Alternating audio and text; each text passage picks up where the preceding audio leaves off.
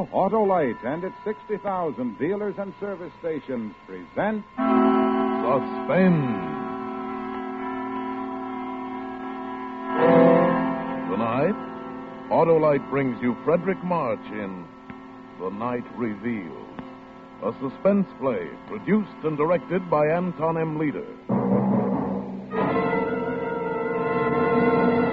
Friends, for that Memorial Day trip, install an Autolite Stay Full battery in your car and relax. An Autolite Stay Full battery needs water only 3 times a year in normal car use. Yes, sirree, only 3 times a year. Why, it makes a Camel look like a drinking fountain. And in addition, an Autolite Stay Full battery has extra plates for extra power. Protected by fiberglass insulation for stronger life and longer life. In recent tests conducted according to the life cycle standards of the Society of Automotive Engineers, Autolite Stay Full batteries gave 70% longer average life than batteries without all these features. With an Autolite Stay Full battery, you need to add water only 3 times a year in normal car use. So remember, you're right with Autolite. And now, Autolite presents Frederick March in a tale well calculated to keep you in suspense.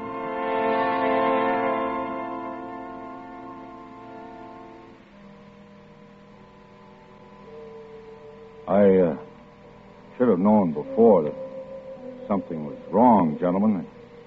I should have known by your eyes. It was a queer look, and staring at me one minute and avoiding me the next. Well, I came home late one Monday night, and they were asleep. My son Johnny, my wife here, Marie. I lay in bed reviewing my day's work. I'm an investigator for the Herkimer Fire Insurance Company.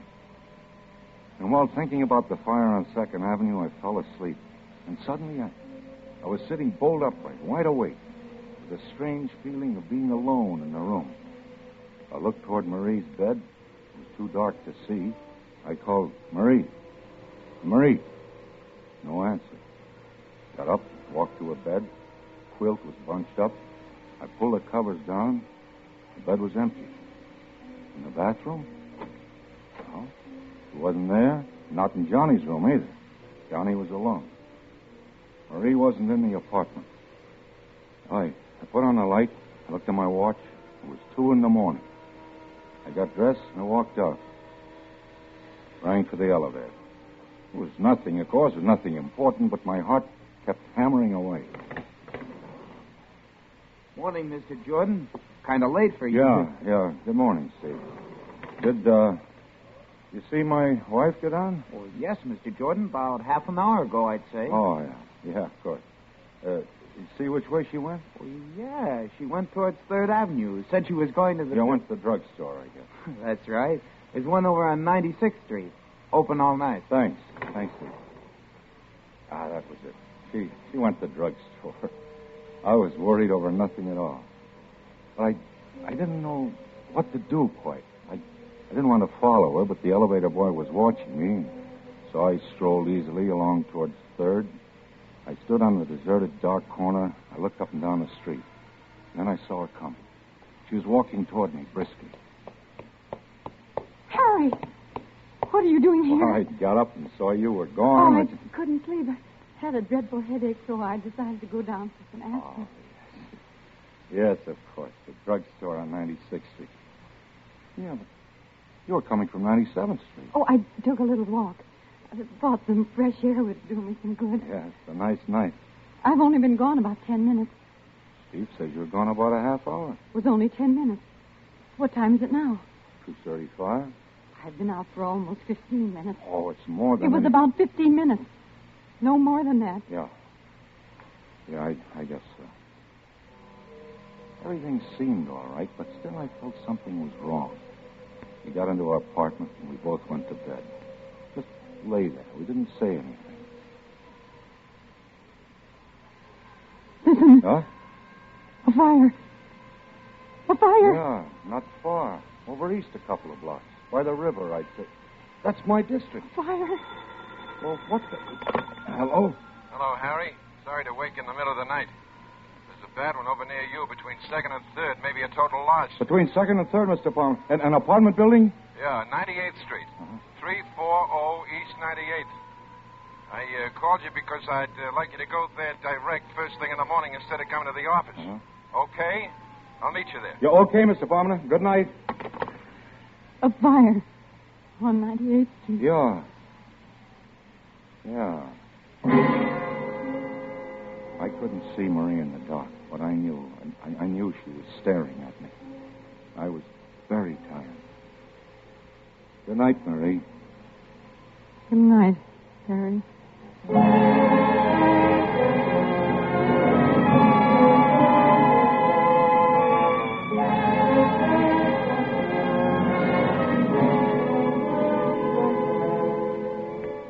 For Suspense, Autolite is bringing you Mr. Frederick March in radio's outstanding theater of thrills, Suspense.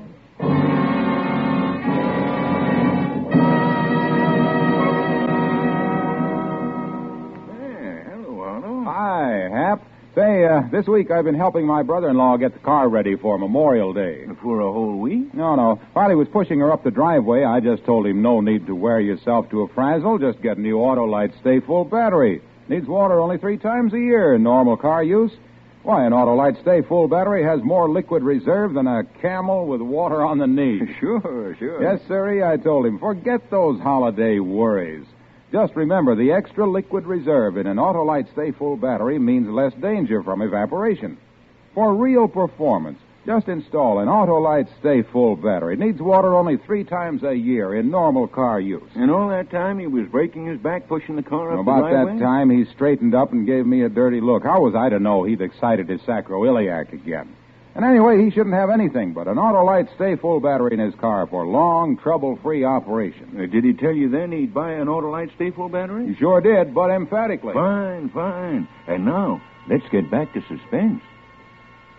And now, Autolite brings back to our Hollywood soundstage Frederick March as Harry in The Night Reveals, a tale well calculated to keep you in suspense.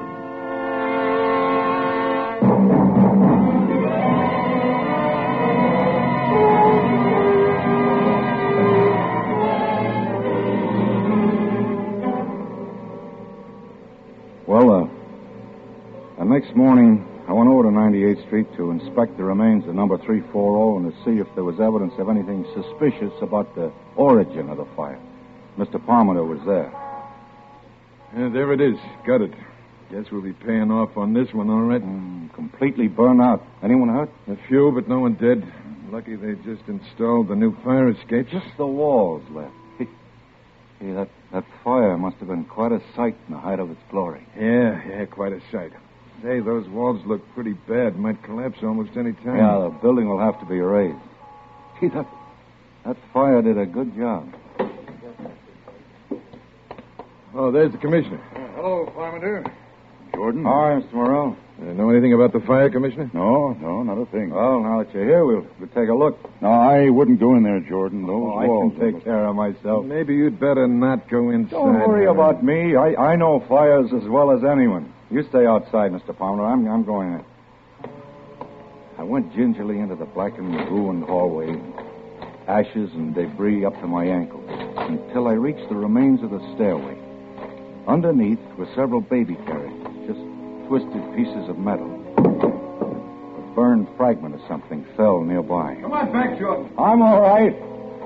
I poked around near the carriages, sifting through the fine, clean ashes. Something caught my eye. It was a glob of yellow metal. I picked it up. Then I worked my way out. She's burned through, isn't she? Yeah, clean through. Nothing left of her. Find anything? No, nothing much. Fire started in the hallway, all right. It worked its way up. Cellar's untouched. What's that in your hand? Oh, that's just a piece of metal I found. Here. What do you think, Commissioner? Yeah, probably one of those gadgets they have on baby carriages. I guess you're right. It isn't anything. But it was something. I had run my fingernail across this glob of metal. It looked like gold. I would examine it in detail later at home.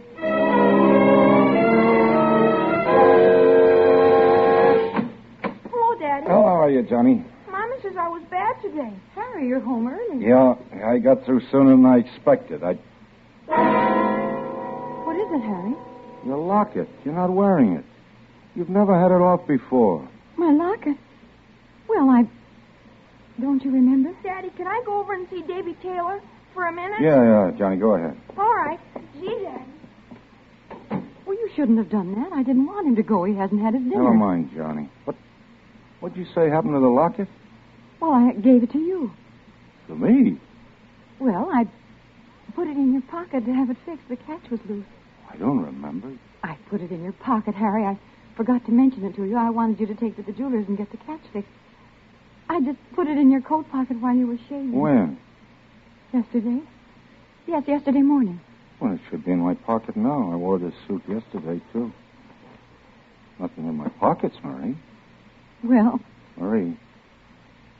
Yes, Harry? Anything wrong with you? I'm perfectly all right. Not a thing wrong with You me. look worried, as if you've got something on your mind. Nothing. I've just been having a headache. Maybe you ought to see a doctor. No. Really doesn't amount to much. Well, I think I'll take another look for the locket. Which suit did you say you put it in? Your blue suit? I think. Well, maybe it was the gray, though. I couldn't make it out. What had she done with the locket? Had she pawned it? Had she given it away? Then I remembered something. I went in the bathroom, locked the door. I looked at this shapeless little glob of yellow metal. I rubbed the blackened spots away until all of it was gleaming. Took a nail file out of the medicine chest and began to file it. I kept filing until I had enlarged the crack to the full length of the piece of gold. And I slipped the nail file inside and pried it open. Tiny fragments of glass, and then I saw a piece of scorched paper. It was a photograph. It was a picture of my son, Johnny. This glob of metal was my wife's locket. I put the locket and the picture in my pocket and walked out.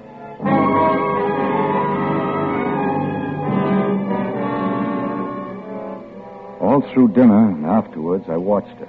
She seemed very uneasy. Finally, I went over to my pipe rack, where I kept several books of matches in a jar. There weren't any there. And now I knew she was watching me closely. I looked behind the rack. There wasn't a match around. What the devil happened to all my matches? I have a match.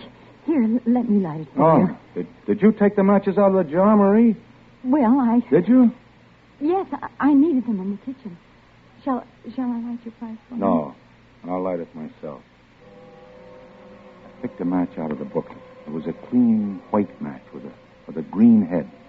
I struck it against the side. The match spluttered up into a yellow flame, fringed on the bottom with blue. Marie stared at it until I felt the sharp bite of the flame on my thumb. Oh, Burn yourself? No, it's all right. Would you like a nice hot cup of tea, Harry? No, dear, I don't think so. I watched her. Her hand casually brushed along the table and picked up the matches. Marie, leave the matches on the table. I need them. I'm rather short of matches. The pilot isn't working. Is this the only book of matches in the house? I have to get some tomorrow.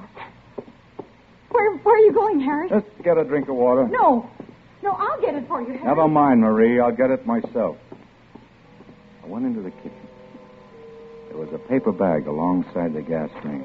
Matches all thrown in helter-skelter. Books of matches and safety matches all mixed together. I walked back, sat down in my chair. You've been having headaches lately.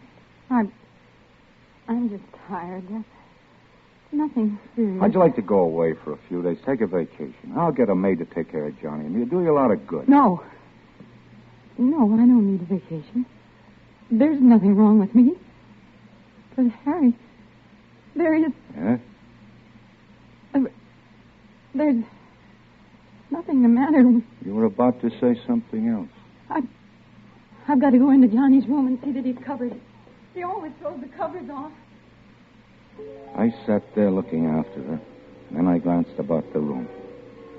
There was the pack of matches lying open on the table. I closed the cover. And then I noticed her purse lying nearby. It was bulging. Harry, What's the matter? my purse. Yes, your purse. Here, look. Full of matches. A dozen books of them. And these newspaper clippings. Give it back to me. Why are you saving these clippings? Why do you carry all these matches with you? Well, I bought the matches in the store. A dozen for 5 cents. These newspaper clippings. Fire on 112th Street causes severe damage. And all these others. Why are you saving these clippings, Marie? Why, there's nothing wrong in that. I'm interested in your work. I intend to keep a file on fires. It'll help you in your work. That's very considerate, Marie. Oh, Harry, you're so good. Why should this happen to happen to us?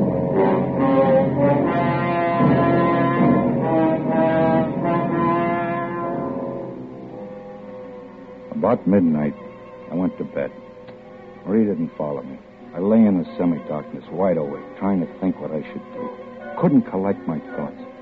Every time I closed my eyes, I could see the flame of that match, yellow and blue, crawling along the matchstick. Drink this, Harry. It'll help you sleep. Oh, what is it? It's cocoa. It's very good for you. I'm not the one that's having trouble falling asleep. We both couldn't sleep last night. I'm taking some of this myself as soon as I go to bed. All right, leave it on the nightstand. Oh. Be sure to drink it while it's hot. Yes, Mary, I will. Good night, darling. Good night, Mary. Cocoa. And then suddenly I knew. I looked around quickly for something to pour it in. There was a radiator pan. It was empty. I poured the cup of liquid into it. Then I lay back and waited. I waited for her next move. About an hour later, I heard the door open softly and Marie tiptoed toward my bed. Harry. Harry? Are you asleep? I didn't answer, but breathed evenly. She hovered over me for a moment, and she tiptoed out, carefully closing the door behind her. I jumped out of bed and hurried into my clothes. Quickly, I poured the cocoa from the pan into a bottle, put it in my pocket, and I grabbed my coat and I followed her. I rang for the elevator. She had only a few minutes headway. I'd catch up to her easily, and then we'd have a showdown. Steve looked at me with controlled amazement. Hello, Steve. Hello, Mr. Jordan. My wife went down a moment ago, didn't she? Yes, Mr. Jordan just took her down. She went toward 3rd Avenue, didn't she? Well, I think so. She sort of stopped for a minute and then turned towards 3rd. I had to get back to the elevator because you were ringing. When I reached the corner, I looked up and down 3rd Avenue. Then I saw her. She was walking north. I crossed to the other side of the street and followed her, keeping at a distance. At 98th Street, she turned east. Down the middle of the block was the remains of last night's fire. She stopped in front of the gutted building for a long time, just stood there, looking at it. Then she walked inside. I waited a few seconds, then followed her. Marie. Who's there? Me, Harry. Harry, why did you... Come along, Marie. We'd better get out of here. The police. I took her hand. Without a word, she came along. We walked home in complete silence. We both knew. When we came to our apartment house, I stopped and rang for the elevator. In the light of the hallway, I could see her face. My wife's face. Ashy gray. Her eyes brightened and painful. You run upstairs, Marie, and I'll be along in a minute. Harry, where are you going? I'll be right back. Please, Harry. Don't do anything. You run along, Marie. You're not going to... No. I'm only going to the drugstore to get something. I'll be back in a few minutes.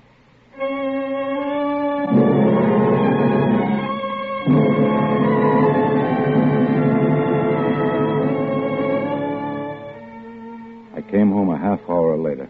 She was waiting for me. Did Do it, Harry. Please, please, Harry, tell me. I've got to know. I had the cocoa you gave me analyzed. Oh, I'm sorry. I had to do it. Don't you see? I couldn't help it. Very easy for the druggist, especially when I told him what I thought was in it. That stuff that makes you sleep through an earthquake. Please, try to understand, Harry. You must understand. Is the kid asleep? Uh-huh. Johnny's all right. I was sorry for Marie. She looked so haggard and worn. It wasn't her fault. I was sorry for myself. My head was roaring. I wasn't feeling too well. I kept seeing sparks in front of my eyes. I closed my eyes for a moment. Let's go to bed, Harry. Marie, look, we can do something. Now, let's burn up every match in the house. We never bring another match in. No. No, Harry, we can't do that. You don't want to. No, not now, Harry. Strange, isn't it? Huh? That this should happen to me. Me, a fire inspector. That's funny. Give me the matches, Marie. All the matches. No, I can't do that. Give me I won't. Please don't take them. I'll do anything you want, anything. Where did you hide them? Tell me, where are they? Inside the range behind the paper bag. I dropped her hand. She sank to the floor in a huddle, weeping. And then I went into the kitchen and got all the matches. Please, Harry. Don't burn them out. Look up. See? I'll light each book of matches one at a time until they've all gone up in smoke. The yellow flame licked its way down the matches. The cover caught fire and blackened. I watched her look at the flame with dazed eyes. Listen, Harry. You hear? There's someone in the hall. More than someone. Something's happened. Something has happened. I'll take a look. The house is on fire. Yeah, Marie, wake up Johnny. Johnny! You'll have to hurry. The flames are coming up the stairs. There's an upward draft. What's the matter, Mother? The house is on fire. We've got to get out. It's too late to go down. We'll have to go up through the roof. I hurt my leg. Come along, Johnny. Mother, wait for Mother. Here, come along. No, I want to wait for Mother. It's all right, Johnny. Go along with Daddy. I'll follow you. No, I won't go. I won't go without you, Hold on to Mother. my arm, Marie. Come on. Give me a hand, Johnny. Don't be scared. The fire won't hurt you. It won't hurt you at all. You're safe with me.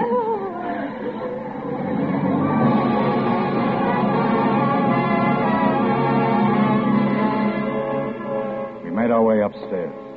Very slowly because of Marie's sprained ankle. Finally, we got to the roof. There were some firemen on the next roof. About 10 feet separated the two buildings. Don't get panicky. We'll get you off safely. Are we going to have to jump across, Daddy? Mother won't be able to jump. Her foot. It's all right, Johnny. Don't be scared. Putting a board across between the two roofs. We'll just walk across. All right, now. One at a time. Tie the rope around you and come across. Johnny, you go first. Here. Now, don't be afraid. There. Rope will hold you in case you slip. Mother, you got to go first. I'll go right after you. Johnny. You promise? Go ahead, Johnny. Mullo will follow you. Don't turn around. I'll keep walking. All right. The kid's safe. Now you, lady. Be careful. The board. Hey, the board slipped off. Hurry, one of you guys, and get another board. Coming out. Mother, I want my mother. Your mother's going to be all right. You pushed the board off, Harry. I saw you do it. No, I didn't, Marie. I didn't. All right, mister. Just tie the rope around her. Now, don't be afraid, lady. And don't look down. All right. Ready? I'm ready. Okay, boys.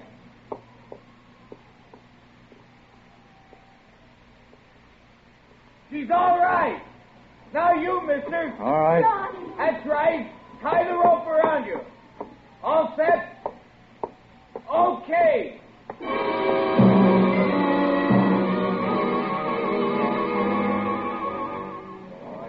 On the ground, we stood there, the three of us, watching the fire. Great flames shot out, stabbing at the sky. The top of the roof was burning now. A red flame crawled along, searching out the inflammable spots. And the wind was helping it. All this time, Marie was shaking violently, but not with cold. I pitied her.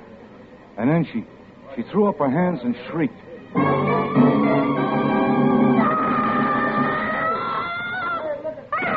No, darling, don't. We can't go on this way.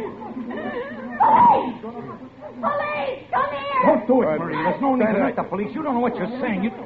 What is it, lady? Hey, you better calm down now. Officer, pay no attention. No, it's no use, Harry.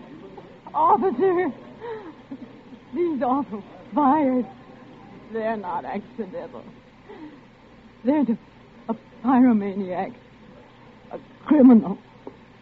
I know who it is. You got to arrest the person. Arrest him. So there won't be any more. All right, lady. What is this? Who is the pyromaniac? The criminal is my husband, Harry Jordan. This man here. Arrest him, officer.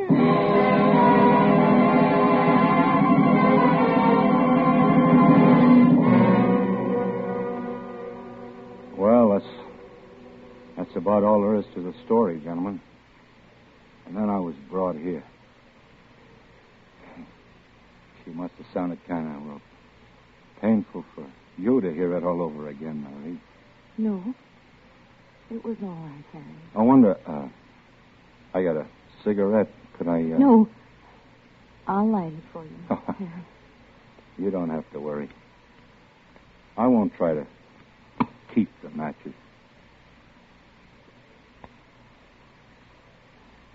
You've been awfully good to me, gentlemen. You take good care of her, won't you? She tried everything to help her. Hid the matches so as to keep them from me. She even tried to give me sleeping pills so I wouldn't... It's all right, Harry. Sorry about the locket there. Must have fallen out of my coat when I was in that building at 98th Street. It's all right, Harry. You can buy me another one. Sometime. You can't blame anybody for liking fires. Not their fault. Fires are beautiful to watch. So bright and clean. They burn up all the filth and dirt. They're magnificent to watch, especially the big ones. The way the flames roar and crackle, lighting up everything around you. A beautiful fire. A beautiful fire.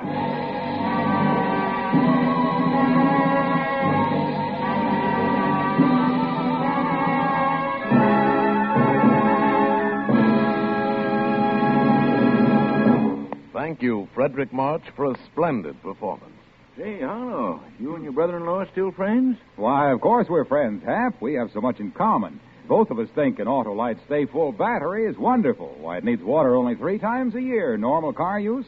And he appreciates the fact that Autolite Stay Full batteries are made by Autolite, the makers of over 400 products for cars, trucks, airplanes, boats. In 28 Autolite plants from coast to coast. Yes, sirree. And Autolite also makes complete electrical systems for many makes of America's finest cars. Batteries, spark plugs, generators, starting motors, coils, distributors. All engineered to fit together perfectly, work together perfectly, because they're a perfect team. The lifeline of your car. So, folks, don't accept electrical parts that are supposed to be as good. Remember, you're always right with Autolite.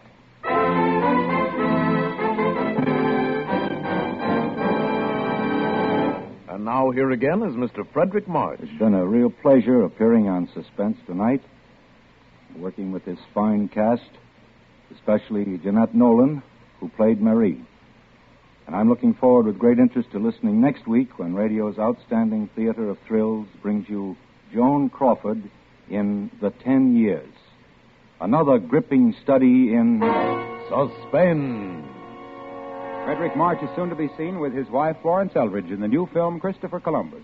Tonight's suspense play was adapted by Sigmund Miller from the story by Cornell Woolrich, with music composed by Lucien Morawick and conducted by Leith Stevens. The entire production was under the direction of Anton M. Leader. Next Thursday, same time, hear Joan Crawford in The 10 Years.